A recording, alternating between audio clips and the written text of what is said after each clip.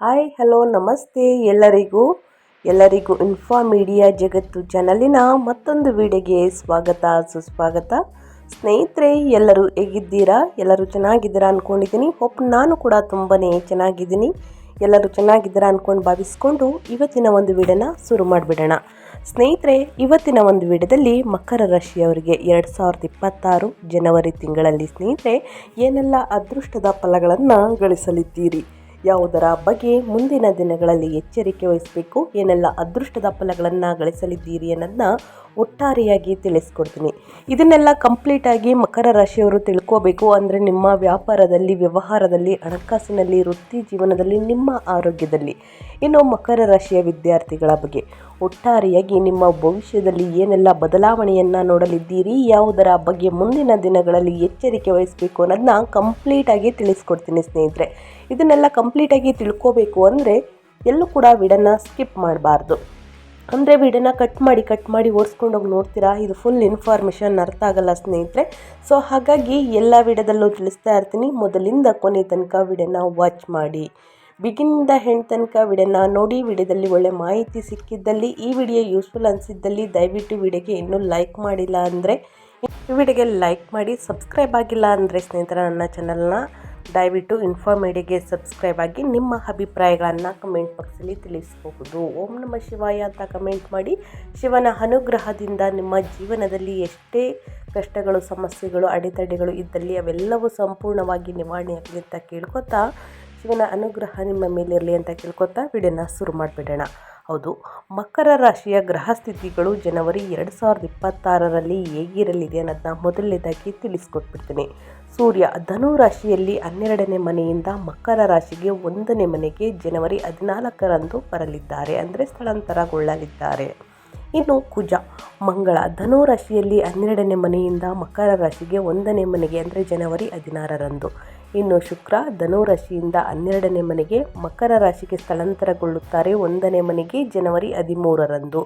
ಇನ್ನು ಬುಧ ಧನು ರಾಶಿಯಲ್ಲಿ ಸ್ನೇಹಿತರೆ 12ನೇ ಮನೆಯಿಂದ ಮಕರ ರಾಶಿಗೆ 1ನೇ ಮನೆಗೆ ಸ್ನೇಹಿತರೆ ಜನವರಿ 17ರಂದು ಸ್ಥಳಾಂತರಗೊಳ್ಳುತ್ತಾರೆ. ಇನ್ನು ಅದೇ ರೀತಿ ಗುರು ಶನಿ ಬಗ್ಗೆ ಹೇಳೋದಾದರೆ, ಗುರು ಮಿಥುನದಲ್ಲಿ 6ನೇ ಮನೆಯಲ್ಲಿ ತಿಂಗಳ ಪೂರ್ತಿ, ಶನಿ ಮೀನದಲ್ಲಿ 3ನೇ ಮನೆಯಲ್ಲಿ ತಿಂಗಳ ಪೂರ್ತಿ, ರಾಹು ಕುಂಭದಲ್ಲಿ 2ನೇ ಮನೆಯಲ್ಲಿ ತಿಂಗಳ ಪೂರ್ತಿ, ಇನ್ನು ಕೇತು 8ನೇ ಮನೆಯಲ್ಲಿ ಸ್ನೇಹಿತರೆ. ಇದು ಗ್ರಹಗಳ ಸಂಚಾರ ಮತ್ತು ಗ್ರಹಗಳ ಸ್ಥಾನ ಬದಲಾವಣೆ, ಗ್ರಹಗಳ ಸ್ಥಿತಿಗಳು ಸ್ನೇಹಿತರೆ. ಇದರಿಂದ ನಿಮ್ಮ ಜೀವನದಲ್ಲಿ ಸಾಕಷ್ಟು ಏರುಪೇರುಗಳನ್ನು ನೋಡಲಿದ್ದೀರಿ, ಸಾಕಷ್ಟು ಅದೃಷ್ಟವನ್ನು ಗಳಿಸಲಿದ್ದೀರಿ, ಅಷ್ಟೇ ಅಡೆತಡೆಗಳು ಕೂಡ ಎದುರಾಗಲಿದೆ. ಯಾವ ದಿನಾಂಕದಂದು ಯಾವುದರ ಬಗ್ಗೆ ಎಚ್ಚರಿಕೆ ವಹಿಸಬೇಕು ಅನ್ನೋದನ್ನ ಇವಾಗ ಕಂಪ್ಲೀಟಾಗಿ ತಿಳಿಸ್ಕೊಡ್ತಾ ಹೋಗ್ತೀನಿ. ಇವಾಗೆಲ್ಲೂ ಕೂಡ ವಿಡಿಯೋನ ಸ್ಕಿಪ್ ಮಾಡಬಾರ್ದು. ಓಕೆ, ಮೊದಲನೇದಾಗಿ ಮಕರ ರಾಶಿಯವರಿಗೆ ಜನವರಿ 2026 ಮಾಸಿಕ ರಾಶಿ ಭವಿಷ್ಯ ಒಟ್ಟಾರೆಯಾಗಿ ಹೇಗಿರಲಿದೆ. ಜನವರಿ ತಿಂಗಳು ಸ್ನೇಹಿತರೆ ನಿಮಗೆ ಶಾಂತ ಆದರೆ ಶಕ್ತಿಯುತವಾದ ಪರಿವರ್ತನೆಯೊಂದಿಗೆ ಪ್ರಾರಂಭವಾಗುತ್ತದೆ. ಮೊದಲಾರ್ಧದಲ್ಲಿ ನೀವು ಸ್ವಲ್ಪ ಒಂಟಿತನ, ಆಯಾಸ ಅಥವಾ ಅಪೂರ್ಣ ವಿಷಯಗಳಲ್ಲಿ ಮಾನಸಿಕವಾಗಿ ಮುಳುಗಿರುವಂತೆ ಭಾವಿಸಬಹುದು.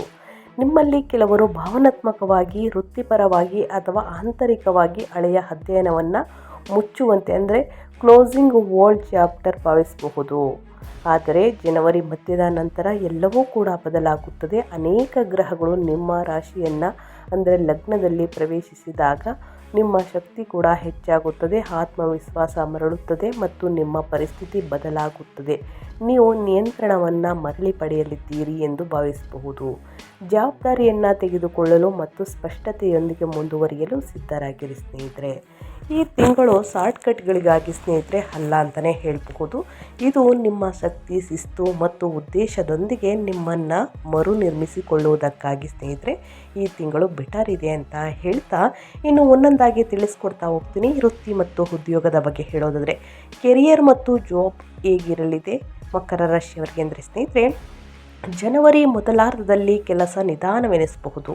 ನೀವು ಸಂಪರ್ಕ ಕಡಿತಗೊಂಡಂತೆ, ತೆರೆಮರೆಯಲ್ಲಿ ಕೆಲಸ ಮಾಡುತ್ತಿರುವಂತೆ ಅಥವಾ ಸಕ್ರಿಯವಾಗಿ ಮುಂದೂಡುವ ಬದಲು ಮಾನಸಿಕವಾಗಿ ತಯಾರಿಯನ್ನು ನಡೆಸಿರುತ್ತಿರುವಂತೆ ಭಾವಿಸಬಹುದು.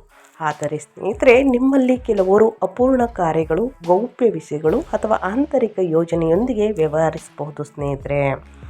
ಜನವರಿ 13ರಿಂದ 17ನೇ ತಾರೀಕು ನಂತರ ಸೂರ್ಯ, ಶುಕ್ರ, ಕುಜ ಮತ್ತು ಬುಧ ನಿಮ್ಮ ರಾಶಿಯನ್ನು ಪ್ರವೇಶಿಸಿದಾಗ ನಿಮ್ಮ ವೃತ್ತಿಪರ ಜೀವನವು ವೇಗವನ್ನು ಪಡೆಯುತ್ತದೆ.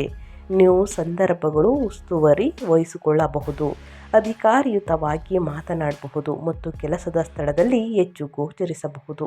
ಜನರು ನಿಮ್ಮ ಗಂಭೀರತೆ ಮತ್ತು ನಾಯಕತ್ವವನ್ನು ಮತ್ತೆ ಗಮನಿಸಲು ಪ್ರಾರಂಭಿಸಬಹುದು. ನಿಮ್ಮ ರಾಶಿಯಲ್ಲಿರುವಂತಹ ಕುಜ ಧೈರ್ಯ ಮತ್ತು ಚಾಲನೆಯನ್ನು ಡ್ರೈವ್ ನೀಡುತ್ತಾನೆ ಸ್ನೇಹಿತರೆ. ಆದರೆ ಅವನು ಅಸಹನೆಯನ್ನು ಉಂಟು ಮಾಡಬಹುದು. ಎಲ್ಲವನ್ನ ನೀವೇ ಮಾಡಬೇಕೆಂದು ನಿಮಗೆ ಅನ್ನಿಸಬಹುದು. ಪ್ರಯತ್ನವನ್ನು ನಿಯೋಜನೆಯೊಂದಿಗೆ ಸ್ನೇಹಿತರೆ ಸಮತೋಲನಗೊಳಿಸಲು ಪ್ರಯತ್ನಿಸಿ. 6ನೇ ಮನೆಯಲ್ಲಿರುವಂತಹ ಗುರು ಸ್ಪರ್ಧೆಯ ಮೇಲೆ ವಿಜಯವನ್ನು ಬೆಂಬಲಿಸುತ್ತಾರೆ. ನೀವು ಕೆಲಸದ ಸ್ಥಳದಲ್ಲಿ ಪೈಪೋಟಿ, ಪರೀಕ್ಷೆಗಳು ಅಥವಾ ಕಾನೂನು ಆಡಳಿತಾತ್ಮಕ ಸಮಸ್ಯೆಗಳನ್ನು ಎದುರಿಸುತ್ತಿದ್ದರೆ ಕ್ರಮೇಣ ಯಶಸ್ಸನ್ನು ಸೂಚಿಸಲಾಗುತ್ತದೆ. ನಿಮ್ಮ ವೃತ್ತಿ ಮತ್ತು ಸ್ನೇಹಿತರೆ ಜಾಬ್ ಬಗ್ಗೆ ಸ್ವಲ್ಪ ಸಲಹೆಗಳನ್ನು ತಿಳಿಸ್ಕೊಡಿ ಖಂಡಿತವಾಗಿಯೂ ಸಲಹೆಗಳನ್ನು ತಿಳಿಸ್ಕೊಡ್ತೀನಿ. ಆತ್ಮವಿಶ್ವಾಸದಿಂದ ವರ್ತಿಸಿ ಸ್ನೇಹಿತರೆ, ಆದರೆ ಕಠಿಣ ಪ್ರತಿಕ್ರಿಯೆಗಳನ್ನು ತಪ್ಪಿಸಿ. ನಿಮ್ಮ ಕಾರ್ಯಗಳು ನಿಮ್ಮ ತಿಂಗಳು ಮತ್ತು ಈ ಇಮೇಜ್ಗಳನ್ನು ವ್ಯಾಖ್ಯಾನಿಸುತ್ತದೆ ಅಂತಲೇ ಹೇಳಬಹುದು ಮಕರ ರಾಶಿಯವರಿಗೆ. ಇನ್ನು ನಿಮ್ಮ ಹಣಕಾಸಿನ ಬಗ್ಗೆ ಹೇಳೋದಾದರೆ ಏನೆಲ್ಲ ಬದಲಾವಣೆಯನ್ನು ನೋಡಲಿದ್ದೀರಿ, ಯಾವುದರ ಬಗ್ಗೆ ಮುನ್ನೆಚ್ಚರಿಕೆಗಳನ್ನು ತೆಗೆದುಕೊಳ್ಬೇಕು ಮಕರ ರಾಶಿಯವರು ಅನ್ನೋದಾದರೆ ಸ್ನೇಹಿತರೆ, ಹಣಕಾಸಿನ ವಿಚಾರಕ್ಕೆ ಬಂದರೆ ಈ ವಿಷಯಗಳಿಗೆ ಗಮನ ಮತ್ತು ಶಿಸ್ತು ಅಗತ್ಯ. 2ನೇ ಮನೆಯಲ್ಲಿರುವಂತಹ ಧನಸ್ಥಾನದಲ್ಲಿ ರಾಹು ಆದಾಯದಲ್ಲಿ ಏರಿಳಿತಗಳು ಮತ್ತು ಹಠಾತ್ ಖರ್ಚುಗಳನ್ನು ಉಂಟು ಮಾಡಬಹುದು. ಸೌಕರ್ಯಗಳು, ಗ್ಯಾಜೆಟ್ಗಳು ಸ್ನೇಹಿತರೆ ಅಥವಾ ಕುಟುಂಬದ ಅಗತ್ಯಗಳಿಗಾಗಿ ಖರ್ಚು ಮಾಡಲು ನೀವು ಪ್ರಲೋಭನೆಗೊಳಗಾಗಬಹುದು. ಅದೇ ರೀತಿ ಮೊದಲಾರ್ಧದಲ್ಲಿ ಪ್ರಯಾಣ, ಆರೋಗ್ಯ ಅಥವಾ ಗುಪ್ತ ವಿಷಯಗಳಿಗೆ ಸಂಬಂಧಿಸಿದ ಖರ್ಚುಗಳು ಬರಬಹುದು. ತಿಂಗಳ ಮಧ್ಯದ ನಂತರ ಹಣವನ್ನು ನಿಯಂತ್ರಿಸುವ ಮತ್ತು ಉಳಿತಾಯವನ್ನು ಯೋಚಿಸುವ ಬಗ್ಗೆ ನೀವು ಹೆಚ್ಚು ವಿಶ್ವಾಸವನ್ನು ಹೊಂದಬಹುದು. ಅದೇ ರೀತಿ 6ನೇ ಮನೆಯಲ್ಲಿರುವಂತಹ ಗುರು ಸಾಲಗಳನ್ನು ತೀರಿಸಲು ಮತ್ತು ಸಾಲಗಳನ್ನು ಸರಿಯಾಗಿ ನಿರ್ವಹಿಸಲು ಬೆಂಬಲಿಸುತ್ತಾನೆ. ನೀವು ಎಚ್ಚರಿಕೆಯಿಂದ ಯೋಚಿಸಿದರೆ ನಿಮ್ಮ ಆರ್ಥಿಕ ಪರಿಸ್ಥಿತಿಯನ್ನು ಹಂತ ಹಂತವಾಗಿ ಸ್ಥಿರಗೊಳಿಸಬಹುದು ಸ್ನೇಹಿತರೆ.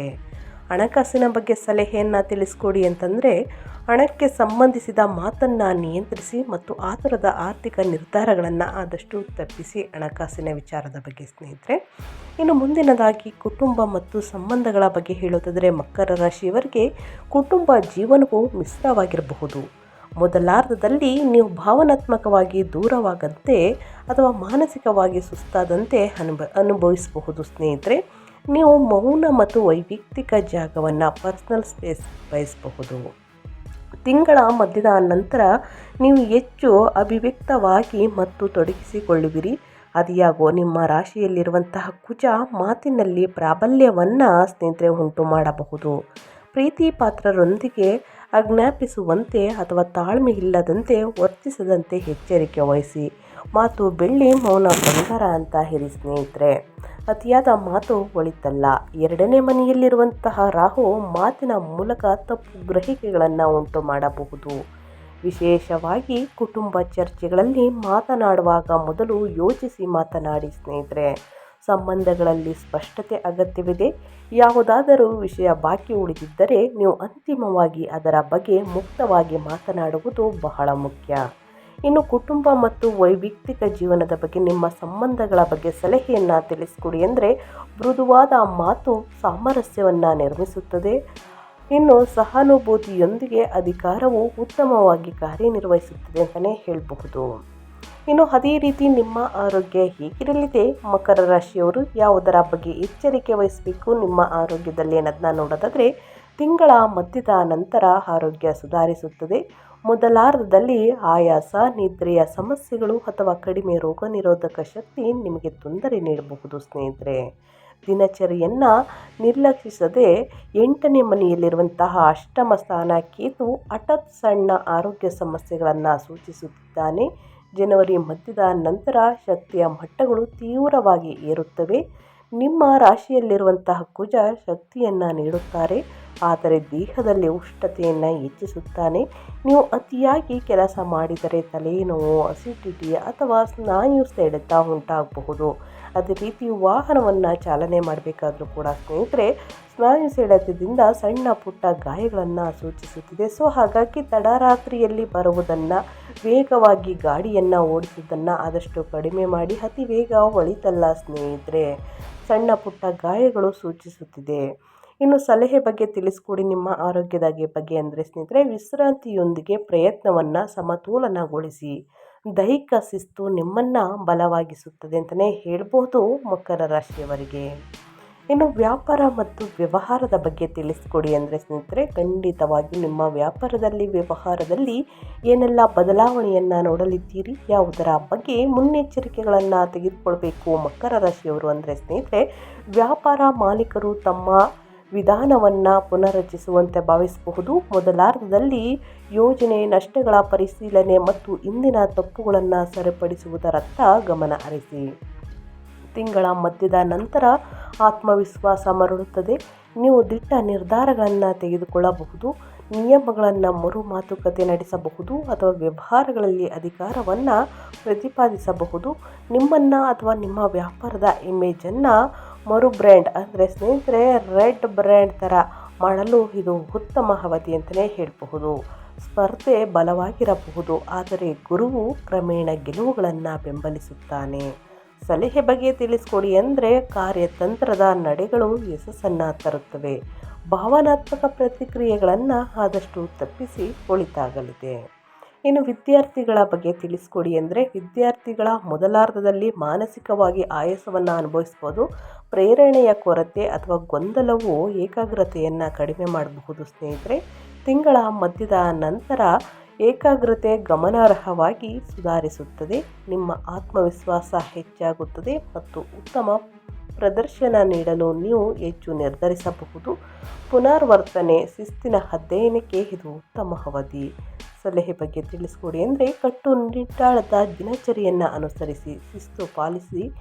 ಶಿಸ್ತುಗಳನ್ನು ಸ್ನೇಹಿತರೆ ಫಲಿತಾಂಶಗಳನ್ನು ತರುತ್ತದೆ. ಗುರು ಹಿರಿಯರನ್ನು ಗೌರವಿಸಿ, ತಂದೆ ತಾಯಿಯ ಮಾತನ್ನು ಆಲಿಸಿ ಒಳಿತಾಗಲಿದೆ. ಇನ್ನು ಈ ರಾಶಿಯವರಿಗೆ ಸ್ನೇಹಿತರೆ, ಈ ತಿಂಗಳು ಅನುಸರಿಸಬೇಕಾದ ನಿಮ್ಮ ಸಮಸ್ಯೆಗಳಿಗೆ ಅನುಗುಣವಾಗಿ ಸರಳ ಪರಿಹಾರವನ್ನು ತಿಳಿಸ್ಕೊಡ್ತೀನಿ. ಈ ಪರಿಹಾರಗಳನ್ನು ಅನುಸರಿಸುವುದರಿಂದ ದೊಡ್ಡ ಸಮಸ್ಯೆಯಿಂದ ಚಿಕ್ಕ ಸಮಸ್ಯೆ ಎಲ್ಲವೂ ಕೂಡ ಸಂಪೂರ್ಣವಾಗಿ ನಿವಾರಣೆಯಾಗಲಿದೆ. ಮೊದಲನೇದಾಗಿ, ಸ್ಥಿರತೆಗಾಗಿ ಶನಿವಾರದಂದು ಓಂ ಶಾಂ ಶನೇಶ್ವರಾಯ ನಮಃ ಎಂದು ಜಪಿಸಿ. ಇನ್ನು ಶನಿವಾರ ಸಂಜೆ ಎಣ್ಣೆಯನ್ನು ಅರ್ಪಿಸಿ ಅಥವಾ ದೀಪವನ್ನು ಹಚ್ಚಿ ಶನಿ ದೇವರಿಗೆ ತೈಲಾಭಿಷೇಕವನ್ನು ಮಾಡಿಸಿ. ವಿಶೇಷವಾಗಿ ಕುಟುಂಬದೊಂದಿಗೆ ಶಾಂತವಾದ ಮಾತನ್ನು ಅಭ್ಯಾಸ ಮಾಡಿಕೊಳ್ಳಿ. ದೈನಂದಿನ ದಿನಚರಿಯಲ್ಲಿ ಶಿಸ್ತನ್ನು ಕಾಪಾಡಿಕೊಳ್ಳಿ. ಸಾಧ್ಯವಾದಾಗಲೆಲ್ಲ ವೃದ್ಧರು ಅಥವಾ ನಿರ್ಗತಿಕರಿಗೆ ಸಹಾಯವನ್ನು ಮಾಡಿ. ಆಹಾರ ಧಾನ್ಯಗಳನ್ನು ಮಾಡುವುದು, ಆಹಾರವನ್ನು ನೀಡುವುದು ಮತ್ತು ಹಣ್ಣು ಹಂಪಲುಗಳನ್ನು, ಕಂಬಳಿಗಳನ್ನು, ಈ ರೀತಿ ಹಣ ಸಹಾಯವನ್ನು ಮಾಡಬಹುದು. ಇದರಿಂದ ನಿಮ್ಮ ಸಮಸ್ಯೆಗಳು ಕ್ರಮೇಣವಾಗಿ ಕಡಿಮೆಯಾಗಲಿದೆ. ತಪ್ಪದೇ ಈ ಪರಿಹಾರಗಳನ್ನು ಮಾಡಿ ಅಂತ ಹೇಳ್ತಾ ಮಕರ ರಾಶಿಯವರಿಗೆ ನಾನು ವಿಡಿಯೋನ ಎಂಡ್ ಮಾಡ್ತಾ ಇದ್ದೀನಿ. ಇವತ್ತಿನ ಒಂದು ವಿಡಿಯೋದಲ್ಲಿ ಸಂಪೂರ್ಣ ಮಾಹಿತಿ ಸಿಕ್ಕಿದ್ದಲ್ಲಿ, ಈ ವಿಡಿಯೋ ಯೂಸ್ಫುಲ್ ಅನಿಸಿದ್ದಲ್ಲಿ ವಿಡಿಯೋಗೆ ಲೈಕ್ ಮಾಡಿಲ್ಲ ಅಂದರೆ ದಯವಿಟ್ಟು ಲೈಕ್ ಮಾಡಿ. ಇನ್ನೂ ನನ್ನ ಚಾನಲ್ನ ಸಬ್ಸ್ಕ್ರೈಬ್ ಮಾಡ್ಕೊಂಡಿಲ್ಲ ಅಂದರೆ ಇನ್ಫಾರ್ಮೇಟಿವ್ಗೆ ಸಬ್ಸ್ಕ್ರೈಬ್ ಮಾಡಿಕೊಂಡು ನಿಮ್ಮ ಅಭಿಪ್ರಾಯಗಳನ್ನು ಕಮೆಂಟ್ ಬಾಕ್ಸಲ್ಲಿ ತಿಳಿಸಿ. ಯಾರೆಲ್ಲ ಸಬ್ಸ್ಕ್ರೈಬ್ ಮಾಡಿಕೊಂಡು ಪ್ರತಿನಿತ್ಯ ವಿಡಿಯೋ ವಾಚ್ ಮಾಡ್ತಿದ್ರಾ ಅಂಥವರಿಗೆ ಥ್ಯಾಂಕ್ ಯು ಸೋ ಮಚ್ ಅಂತ ಹೇಳ್ತಾ, ನಿಮಗೂ ಮತ್ತು ನಿಮ್ಮ ಕುಟುಂಬಕ್ಕೆ ತುಂಬಾ ಒಳ್ಳೆಯದಾಗಲಿ. ಶನಿದೇವರ ಆಶೀರ್ವಾದ ಸಿಗಲಿ. ಮತ್ತೊಂದು ವಿಡಿಯೋ ಜೊತೆ ಮತ್ತೊಂದು ಹೊಸ ಭವಿಷ್ಯದ ಜೊತೆಗೆ ಸಿಗ್ತೀನಿ. Thank you for watching.